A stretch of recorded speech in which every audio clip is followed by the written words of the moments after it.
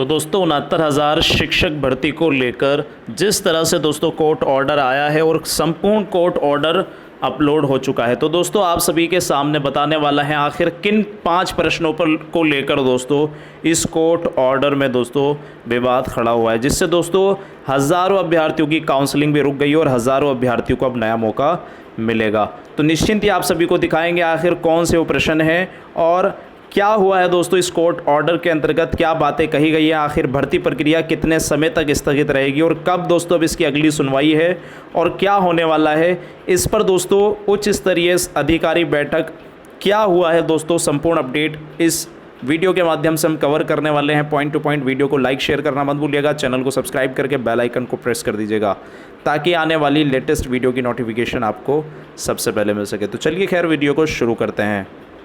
तो सबसे पहले देख सकते हैं दोस्तों सर्विस सिंगल नंबर 8056 और 2020 ऋषभ मिश्रा एंड अदर्स। देख सकते हैं दोस्तों लगभग 34 पेज का ये पूरा का पूरा कोर्ट ऑर्डर है, जिसमें दोस्तों सारी की सारी बातों को मेंशन किया गया है। यहाँ से दोस्तों ये शुरू है और देख सकते हैं दोस्तों the state of Uttar Pradesh according permission for filling up, ये तो 68,500 की बात की गई है। फिर दोस्तों यहाँ जो इम्पोर्टेंट बात है, जो मेन पॉइंट है इसका, वो आप सभी को दिखा देते हैं। तो हालांकि काफ़ी बड़ा ऑर्डर है, आखिर इस ऑर्डर का क्या संपूर्ण विश्लेषण है और कौन से 5 प्रश्न हैं जिन पर बात की गई है वो दिखाते हैं सबसे पहले। तो दोस्तों इस प्रश्न को भी मेंशन किया गया है, सामाजिक प्रेरक कौन सा है, ठीक है। और देख सकते हैं नाथ संप्रदाय वाला प्रश्न भी इसमें मेंशन किया गया है।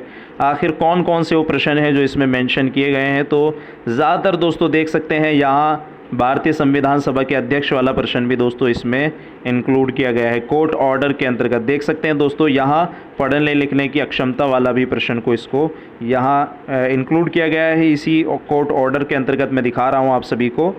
हालांकि आप जानते हैं कि सुप्रीम कोर्ट में इसमें जुलाई में दोस्तों इसकी सुनवाई है, जो शिक्षा मित्रों की तरफ से आप जानते हैं लगी हुई है। लेकिन अब इसकी सुनवाई देखिए, यहाँ क्या कहा गया है कि जो है 10 दिन के अंतर्गत, यानी आज से दोस्तों, क्योंकि जो कल ऑर्डर था तो यहाँ 12 जुलाई तक एक पीएनपी को एक कमेटी गठित करने की बात कही गई है इस पूरी प्रक्रिया में।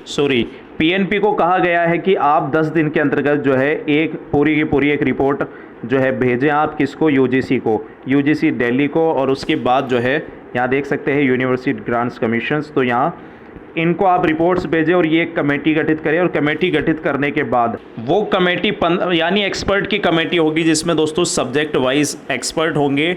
जैसे मान लीजिए आप जो जैसे अभी ये कॉन्स्टिट्यूशन वाला क्वेश्चन है, तो इसमें कॉन्स्टिट्यूशन का एक्सपर्ट हो गए, तो विषय विशेषज्ञों की कमेटी होगी। उसके बाद ये 15 दिन के अंतर्गत दोस्तों अपनी रिपोर्ट सौंपेंगे और रिपोर्ट सौंप देने के बाद दोस्तों इसकी अगली तिथि 12 जुलाई को लगाई गई है। जबकि आप जानते हैं इससे पहले ही दोस्तों 6 जुलाई को सुप्रीम कोर्ट के अंतर्गत 69,000 शिक्षक भर्ती में रिजवान अंसारी की, जो आप जानते हैं रिजवान अंसारी ने केस लगाया हुआ है 40-45 को लेकर, जिसमें 6 तारीख को सरकार को सारा का सारा शिक्षा मित्रों के 40-45 पर कितने पास हैं और कितने फेल हैं, इसको लेकर भी दोस्तों सारा डाटा अवेलेबल कराना है। ऐसे में आप समझ सकते हैं कि ये 12 जुलाई को अब दोस्तों लिस्ट द केस ऑन 12 जुलाई, तो 12 जुलाई को दोस्तों अभी ये केस लिस्टेड हो चुका है। और ऐसे में आप समझ चुके हैं कि 69,000 शिक्षक भर्ती में अब लगभग 1 महीना संपूर्ण तरीके से कुछ भी नहीं हो सकता, जिस पर दोस्तों बेसिक शिक्षा मंत्री सतीश द्विवेदी जी ने भी स्पष्ट किया है कि 69,000 में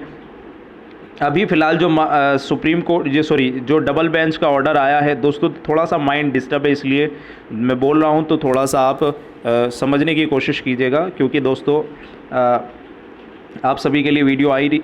तो यहाँ दोस्तों इन 5 प्रश्नों पर अब जो है अंक संशय बन गया है और आप समझ सकते हैं कि 69,000 शिक्षक भर्ती के अंतर्गत अब सभी छात्रों को न्याय मिलेगा। यानी जो प्रश्न कॉमन को लेकर पहले ही दोस्तों आपको बता दिया था कि पीएनपी की कितनी बड़ी एक तरह से ये भूल कह सकते हैं, इसको लेकर दोस्तों उच्च स्तरीय बैठक भी हुई, जिसमें दोस्तों पीएनपी सचिव को भी यहाँ लताड़ लगाई गई। बेसिक शिक्षा मंत्री सतीश द्विवेदी जी ने भी इसको लेकर स्पष्ट कर दिया है कि अब हम कोर्ट के जो ऑर्डर आया है अब इसका गहन तरीके से विश्लेषण करेंगे और गहन विश्लेषण के बाद ही किसी तरह के किसी निर्णय पर पहुंचा जाएगा। तो ऐसे में आप समझ सकते हैं इस भर्ती प्रक्रिया का भविष्य जो है अभी फ़िलहाल एक तरह से उज्जवल दिख रहा था, लेकिन अब आप समझ सकते हैं सभी छात्रों को न्याय मिलेगा। अब दोबारा से दोस्तों लिस्ट आएगी और जो छात्र बिल्कुल अपना जो बॉर्डर लाइन पर पास थे उनके लिए खतरा मंडरा चुका है, क्योंकि अगर दोस्तों यहाँ कॉमन अंक मिलते हैं तो काफ़ी हज़ार अभ्यर्थी ऐसे हैं जिनके अच्छा एकेडमिक अच्छी है, ठीक है, गुणांक अच्छा है, तो दोस्तों उनका 70-72 गुणांक भी बन रहा है अगर उनके 102 नंबर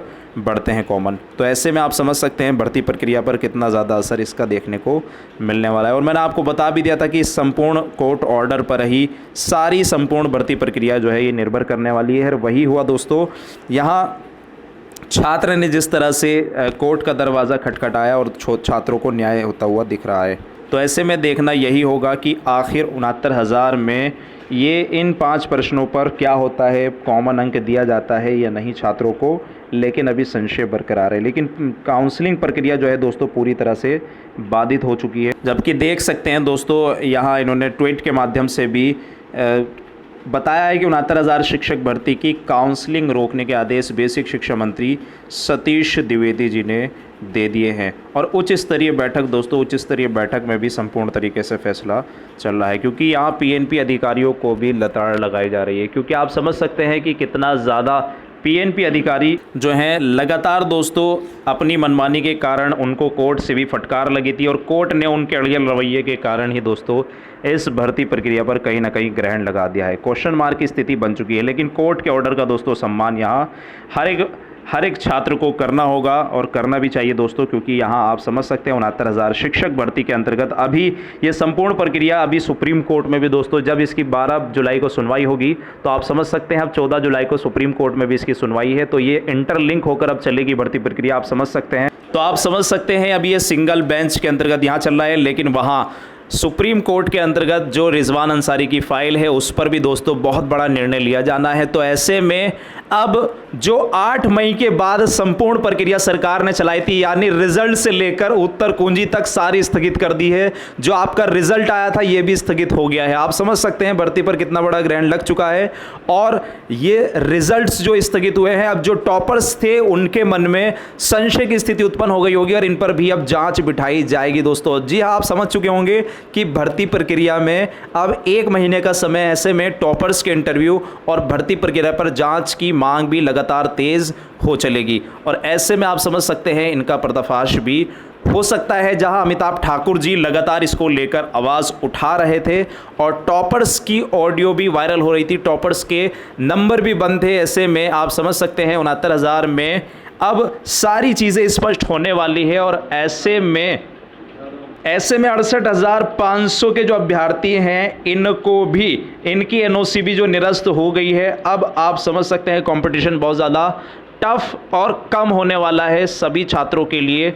देखना होगा दिलचस्प कि आगे की क्या रणनीति इस पूरी की पूरी भर्ती प्रक्रिया के अंतर्गत होने वाली है। ये दोस्तों अब निर्भर करेगा सरकार के आदेश पर। अब सरकार क्या आदेश लेती है इस संपूर्ण भर्ती प्रक्रिया पर, ये सब आप सभी को स्टडी गुरुकुल टीम की तरफ से अपने टेलीग्राम ग्रुप पर संपूर्ण अपडेट दी जाती रहेगी। तो आपको डिस्क्रिप्शन में उसका लिंक दिया जा रहा है, या फिर आप डायरेक्ट स्टडी गुरुकुल 69,000 सर्च के उसको दोस्तों ज्वाइन कर सकते हैं। आई होप आप समझ गए होंगे कि किन 5 प्रश्नों पर संशय की स्थिति बनी हुई थी, जो आपको बता दिया था। और इन्हीं 5 प्रश्नों पर दोस्तों अब आप सभी को जो निर्णय होगा वो दोस्तों विषय विशेषज्ञों की जो कमेटी है उस पर दोस्तों 3 हफ्ते बाद सरकार को, और ध्यान रखिएगा 12 तारीख को जो आप समझ सकते हैं जो सुनवाई होगी, उसके बाद 3 हफ्ते बाद जो है दोस्तों सरकार को इस पर काउंटर एफिडेविट भी दाखिल करना होगा।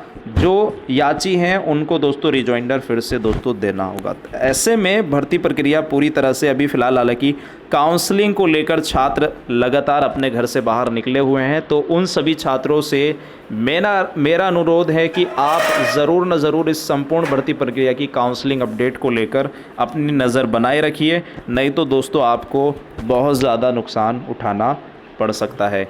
और ऐसे में आप समझ सकते हैं जो हज़ारों अभ्यर्थी, लाखों अभ्यर्थी लगभग 1.5 साल से इस भर्ती प्रक्रिया का इंतज़ार कर रहे थे, और सरकार इतनी तेज़ी में इस भर्ती प्रक्रिया को आगे बढ़ा रही थी। अब उन सभी छात्रों के भविष्य पर ग्रहण की स्थिति लग चुकी है। लेकिन दोस्तों उन सभी छात्रों का भविष्य उज्जवल होने वाला है जो 2 से 4 नंबर से रह गए थे, उनकी दोस्तों आशाएं की किरण जाग चुकी हैं। तो देखते हैं दोस्तों क्या होने वाला है 69,000 शिक्षक भर्ती में। इसमें बहुत सारे पेच फंसे हुए हैं। संपूर्ण अपडेट आप सभी को वहां पहुंचाई जाती रहेगी। फिलहाल मिलते हैं नेक्स्ट अपडेट के साथ। फिलहाल इस वीडियो के माध्यम से इतना ही। Thanks for watching video, take care, bye bye, God bless you all guys, Jai Hind.